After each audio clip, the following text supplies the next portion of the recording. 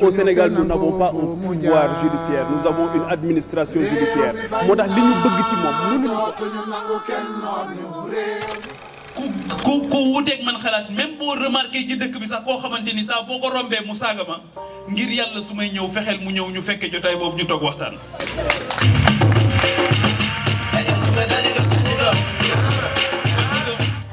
Parce que damay wax ne ce pays a besoin de réconciliation te Sénégal li ñu bëgg mënuñu ko def lu dul dañoo transcender les conséquences positives comme négatives de la démocratie damay expliquer Xaasim wax na ko léegi Sénégal léegi dafa naqaree wax su ma nee les conséquences de la démocratie moom moo indi vote bu ñu voté ba pare damay jël exemple ndax arab moo ne ku gën a jege rek gën a yey al aqrabul awla boo ñëwee tey jii ci dëkk bii di Somone mais dem nañ fi élection am ku xëccoo ba gagné ñu ne mooy maire bi kooku su gagné responsabilité bi gën a mag mooy bu ñu génnee ci élection yi ci suba ga na fexe di convaincre ñi ko woteelul ne leen yéen sax xëy na da ngeen seen xel a dalul woon ci man rek moo tax voteelu leen ma waaye bañu leen ma donc dinaa leen jéem a associé ci liggéey bi mais bu dee da ngaa gagné ba pare imaginer nga dem élection nga gagné ak 50% mais tu ne peux pas gouverner avec 50%. Tu ne peux pas gouverner avec la moitié de ta communauté ou la moitié de ton pays ou de ton village ou bien de ta commune. C'est pas possible. Donc, si nous avons une démocratie, il faut am lu ñuy wax les plaies de la démocratie. Démocratie, ça, si nous avons un vote, il faut am lu melni fracture lu am. Lu melni yàqu-yàqu lu am. Waaye bu élection bi jàllee rek da nga war a liggéey ngir ñooñu nga xamante ni voté luñ la nga fexe la leen wuuteloon ngeen fexe ko defaraat bi élection yi jàllee keroog bi may dellu dëkk bi nga xamante ni fa laa dëkk muy Caajaay ñi may jàppale ci politique dama ne leen bu ma ñëwee Caajaay bugguma xàmme ku ma votel ak ku ma votelut bugguma it ngeen wax ma kan moo ma votel ak kan moo ma votelut ndax ku ma dajeel sax jàpp ne man la votel ba ma jox ko itte ju toll nii ka ma votel wala ka sonn ci man même itte bi laa lay jox loolu mooy sunu responsabilité et loolu damay interpeller tout ce qui ñiy yëngu ci politique ñëpp dama leen di interpeller sur la nécessité de faire corps pour que li am depuis 1960 au Sénégal ñu mën ko jéggi te pour man la responsabilité que nous avons moi je suis très content de retrouver ici des jeunes des femmes qui n'appartiennent pas à notre chapelle politique mais qui regardent le Sénégal de la même manière que nous et qui sont d'accord avec nous sur le diagnostic que nous avons fait du pays. Nous sommes d'accord sur le diagnostic que nous devons faire aujourd'hui un pas important pour transcender les clivages politiques parce que dégg naa ci Sénégal ñu ne ñu am baat yu ñu utiliser ci confrontation politique mais il y a absolument rien de nouveau. Depuis 1960 Xaasim Sénégal ci gatsa la ñu nekk entre Dia et Senghor su ngeen ma waxee lu mu jur rek après ñu continuer Dia ak Senghor dañoo rayante am ku tëdd Abdou Diouf Senghor dafa woo Abdou Diouf ñu bëri dañu foogoon ne jaayiste la ñi nekkoon ci wetu Senghor dañ doon def la traque aux jaayistes ku ñu gis nga mas a wax ci Dia lu baax wala nga loyal si Dia Mamadou Dia ñu jël si la traqué la génn la ci sa poste dàq la radié la Senghor woo Abdou Diouf ba mu ñëw boobu Abdou Diouf moo ngi nekk gouverneur du Sine Saloum ñiy def politique aussi les jeunes xaw ma ana Pape Abdou Diouf ak Xaasim c'est bien que bu ngeen duggee politique ngeen am culture politique daf leen di dimbali après parce que nit tu n'es pas simplement le produit de ta confrérie wala de ta religion wala de ta chapelle politique tu es le produit d'une nation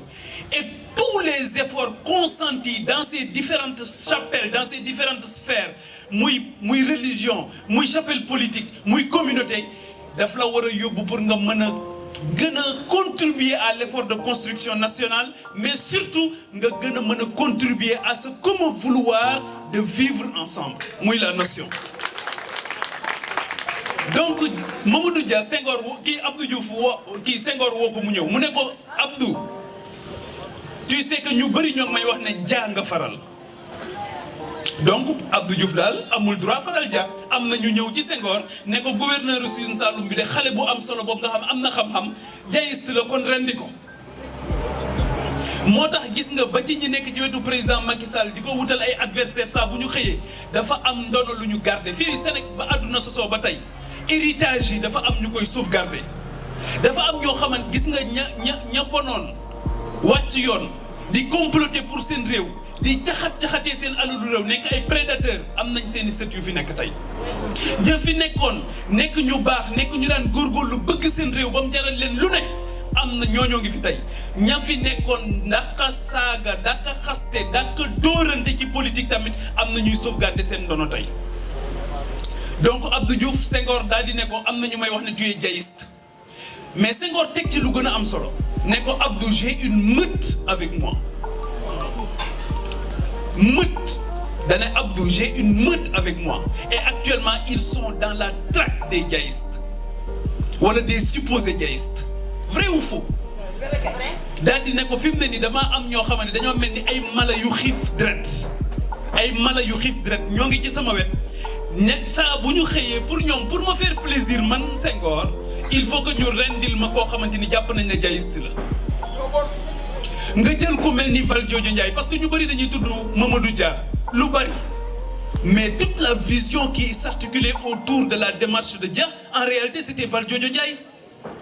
extrêmement brillant qui était un visionnaire je parle sous le contrôle de mag ñi nga xamante ni ñoo ma mag keroog bi De Gaulle di ñëw Sénégal kan moo jël la parole wax ak De Gaulle mais c'est Valdiodio Ndiaye. On n'en parle pas souvent mais du point de vue de la vision du point de vue même de l'animation à la base par rapport au secteur primaire bi monsieur Cissé doon wax léegi muy la pêche l'agriculture et l'élevage mais en réalité la cheville ouvrière c'était Valdiodio Ndiaye qui avait une très grande vision ba pare nekkoon ku noble nekk doomu buur nag ay caaxaan ak yu ñàkk fayda yooyu kenn du ko ci dégg kookoy Valdiodio Ndiaye on n'en parle pas souvent mais kooku bokk na ci ñi nga xamante ni bi ñuy traqué ñooñu nga xam dañoo bëggoon Sénégal moom it dañ ko jàpp boole ci ñi nga xam yóbbu nañ ko kaso tëj ko ba noonu mu génn mënul jëriñ Sénégal ba ni mu wuyjee suñu borom loolu moo dal Valdiodio Ndiaye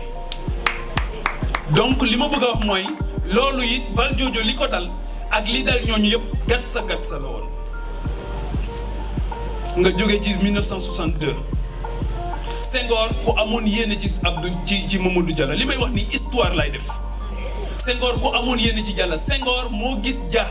ne ko damaa bëgg nga ñëw gunge ma ci politique ñu ànd liggéey Sénégal mais am na ñoo xamante ni diggante la ñuy bañ a gis ñu ci dugg fexe ba def ci liñ ciy def ba sunu borom dogal lim ci dogal ñu daal di jóge foofu diggante Abdou Diouf ak Abdoulaye Wade gat sa pendant des années may ñu kenn jàmm tëj tijji ci gat sa boobu ci lañ rey maître Babacar Seye ci gat sa boobu ci la ñu taal ay kër ci la ñu nekk homme politique u Sénégal yi nekk di xuloo di xeex fàtte askan wi ba ñu am une année blanche en 88 di xuloo di xeex fàtte askan wi ba ñu am une année invalidée en 89 en 68 c'est ça qu'on a vécu au Sénégal avec les 68 heures en 88 en 89 en 92 ñu ne léegi nag toog waxtaan jot na et ñoom Kéba Mbaye moo tax maa ngi ñaan ci jamono ji aussi ñi mel ni Kéba Mbaye daal di génnaat Kéba Mbaye génn conduire benn réforme bu mag Abdou Diouf jox ko les pleins pouvoirs mu def lu ñuy wax le code consensuel de Kéba Mbaye mais un code encore une fois ne vaut que par son application malgré ce code en 93 maître Babacar Seye est assassiné au Sénégal malgré ce code consensuel 93 94 la dévaluation arrive Sénégal gën a sonn sénégalais yi gën a sonn keroog bi Abdou Diouf di jël nguur gi Kéba Mbaye da ne ko monsieur le président les sénégalais sont fatigués 81 déjà les sénégalais étaient très fatigués mais le Sénégal aussi est victime de l'immaturité de sa classe politique on n'est pas capable de s'élever am na ñoo xamante ni tey bu ñu sañoon su ma ñëwee fii taxaw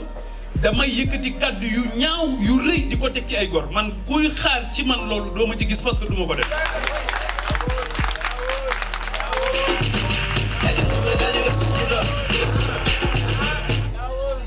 parce que du ma ko def parce que li tax du ma ko def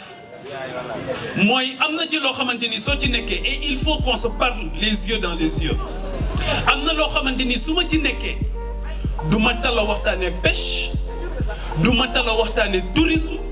du ma tala waxtaane agriculture xool leen les débats télévisés actuellement da ngay gis ku ñëw ci débat ñu invité ko ci débat nga toog di ko seetaan ci débat et tu te dis finalement kii lan moo tax ñu invité ko mu toog di wax ci télé bi Samba nee na Demba nee na coppet ci bii tong ci bii ne ko rajax pendant 1h30 ci loolu ngay nekk 1h30 à la télévision mais yow sa xel nekku fi finalement lan ngay def finalement tu bandes les muscles pour aller au combat à la confrontation mais loolu moom moo ñu jural situation bi ñu am tey qui n'est que le prolongement qui n'est que l'aboutissement d'un processus qui n'est que le tey jii boo jëlee les jeunes en politique tey jii boo leen jëlee dinañ leen jàngal xas ku ñu warta xas dinañ leen jàngal saaga c'est pas l'apanage d'un parti politique ah waxuma ne parti bii moo koy def wala parti bële defu ko parti politique yi laa wax de façon globale dañoo am jafe-jafe ci yar nit ñi ci les valeurs de citoyenneté de patriotisme de civisme surtout ñu comprendre li nga xamante ni moom lañ ñu fi bàyyi muy une nation c'est quoi une nation leen saa yi sax on fait un faux procès aux partis politiques et c'est là où l'institution de base muy la famille prend tout son sens mënoo kër gi yaruñu xale bi école bi yaruñu xale bi nga bonkal moo xamante ni ñëw ci parti politique ñu ne léegi parti politique bi yow yaa ko war a yar vous n'éduquez pas les militants alors que la maison et l'école ont échoué lamentablement su boobaa aussi da ngay indil parti politique c'est un faux procès qu'on fait le plus souvent aux partis politiques donc li ma bëgg a wax en 1000 mots comme en 1 mot mooy que ne bu ñu soppiwul doxalin bi ñuy doxali ci politique on va pas s'en sortir dinañ ñëwaat fi 20 ans monsieur Cissé dina jógaat fii yàlla na fi yàgg daal di taxawaat fii waxaat fi même problème yi sunu yaay yi dinañ gën a am jafe-jafe su xale yi jeunes yi dinañ fi chômage bi dina gën a yàgg parce que Sénégal bi ñu bëgg ak bi ñu bëgg a tabax ak nit ñu ko war a tabax démb rek dafa am ku may waxtaanal ma ne ko su fekkee ne ñun li ñuy dund ci sunu formation politique yi moom la Macky Sall di dund ca palais ba wala Senghor doon ko dund ca palais ba wala Abdou Diouf doon ko dund ci palais bi wala Abdoulaye Wade di ko dund ci palais bi Sénégal lu def mu ne ma lan la ma ne ko da ngay gis ku la ñaan audience ba mu ñëw nga dalal ko ci sa bureau nga foog ne Sénégal lay waxtaanee wala commune ba mu jógee lay waxtaanee wala feneen lay waxtaanee nga gis ne moom ndekete moom jafe-jafem yëpp problème mu nit rek la am guerre de positionnement dans les partis politiques diw jàpp nga ne daf lay sonal il faut l'abattre à tout prix diw wax na lii diw wax na lii diw wax na lii diw nit ñi bëgg seen bopp ba mënuñoo tal Sénégal keroog bërki démb 16 mars bi Sénégal jaxasoo trop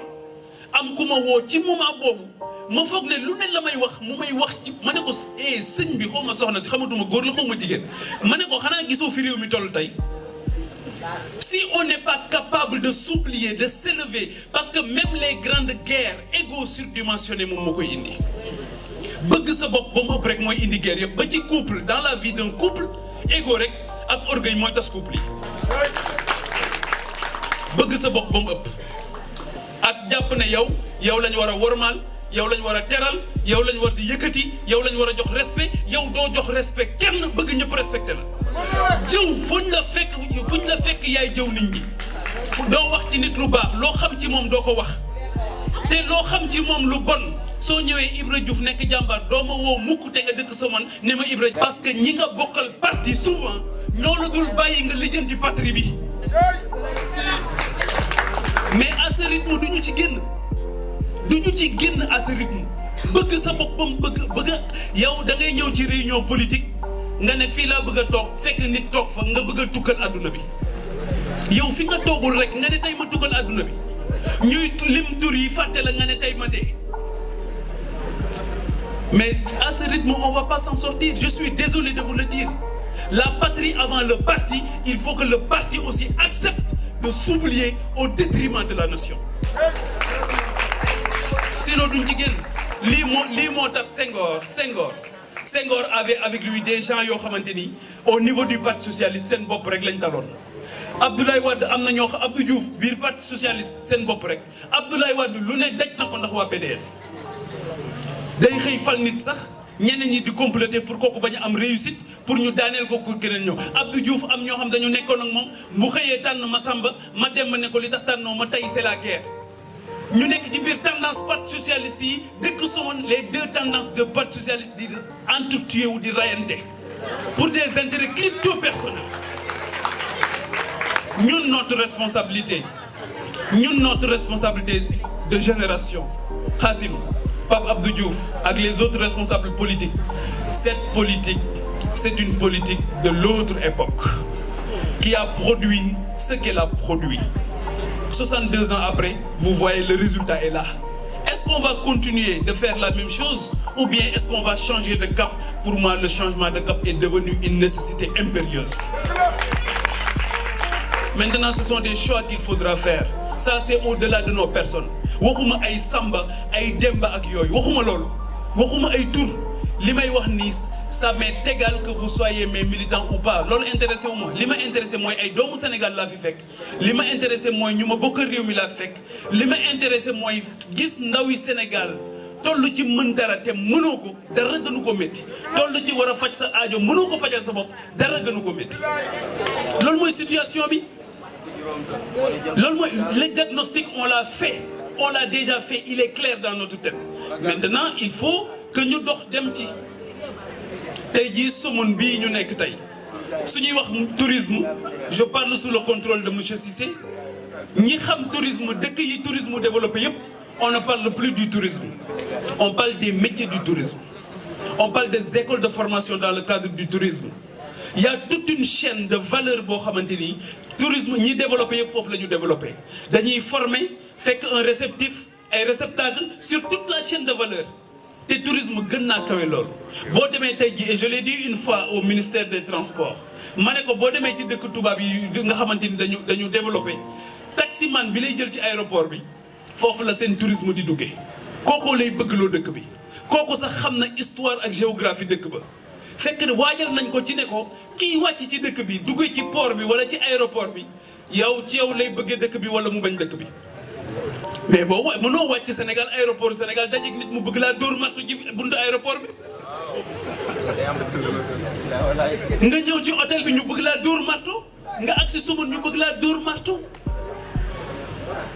donc loolu aussi il y a un problème d'éducation et de sensibilisation sur les bonnes pratiques sur les valeurs fondamentales et fondatrices te loolu bu ñu ko deful ak foo mën a egg ak koo mën a jël ak loo mën a choisir du ñu def dara on va retourner sur